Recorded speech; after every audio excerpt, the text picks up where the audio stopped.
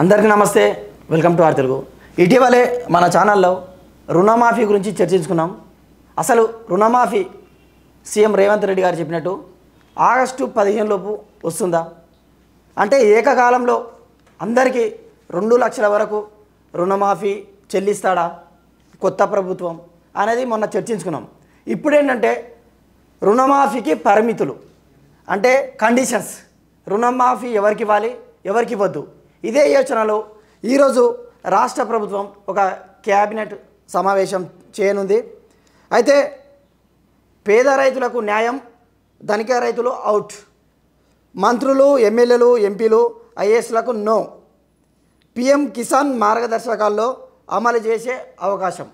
అయితే గతంలో అంటే గత 10 సంవత్సరాలలో బీఆర్ఎస్ ప్రభుత్వంలో కేసీఆర్ నేతృత్వంలో ఏం జరిగిందంటే, అంటే 100 ఎకరాలున్న రైతుల పేరు మీద ఉన్న మంత్రులకు, అదేవిధంగా ఎమ్మెల్యేలకు, ఎంపీలకు, ఏకంగా ఐఏఎస్ అధికారులు కూడా, ఐపీఎస్ అధికారులు కూడా రుణమాఫీ తీసుకున్నారు, రుణాలు తీసుకున్నారు బ్యాంకుల నుండి. వాళ్ళకు కూడా రుణమాఫీ చెల్లించింది ప్రభుత్వం. అయితే ఇప్పుడు సేమ్ పిఎం కిసాన్ అంటే కేంద్ర ప్రభుత్వం మనకి ఇక్కడ రాష్ట్రంలో గతంలో రైతు బంధు, ఇప్పుడు రైతు భరోసా పేరు మీద ఏదైతే ఉందో పెట్టుబడి రేటు ఇస్తున్నారు రైతులకు, ఆ విధంగా కేంద్ర ప్రభుత్వం పిఎం కిసాన్ కింద ఎకరానికి 2000 చెల్లిస్తుంది.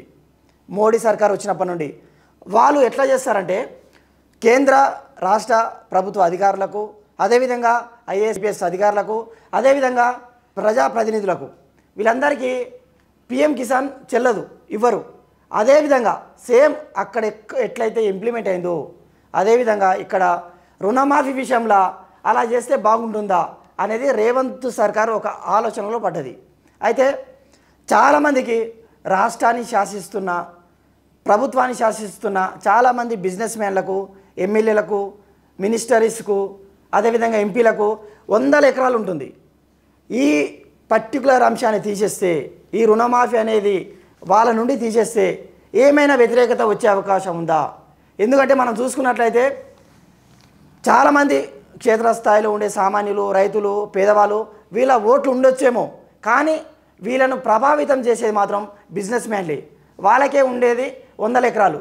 ఒకవేళ ఆ స్కీమ్ తీసేస్తే, ఇలాంటి కండిషన్స్ పెడితే వాళ్ళ నుండి వ్యతిరేకత వచ్చి ప్రభుత్వానికి ఏమైనా ఇబ్బంది ఉంటుందా? ఇది ఒకటైతే ఎవరికి ఉంటుంది. అయితే ఇదే తరహాలో రైతు భరోసా కూడా 5 ఎకరాలకు మించి ఉండొద్దు అనేది ఒకటి తీసుకొస్తున్నారు. ఈ 5 ఎకరాలకు 10 ఎకరాలకు మించి, అదేవిధంగా ఈ 100 ఎకరాలు ఉండేది ఎవరికి? అందరికి, పెద్దవాళ్ళకు. ఇంకా చెప్పాలంటే కులాల పరంగా చూసుకున్నా కూడా ఓసీ వర్గీయులకే ఉంటుంది. వీళ్ళ నుంచి వ్యతిరేకత వస్తే రేపనాడు మన పార్టీ కానీ మన ప్రభుత్వాన్ని కానీ ఫండ్ ఇచ్చే దిశగా ఉండరు వాళ్ళు.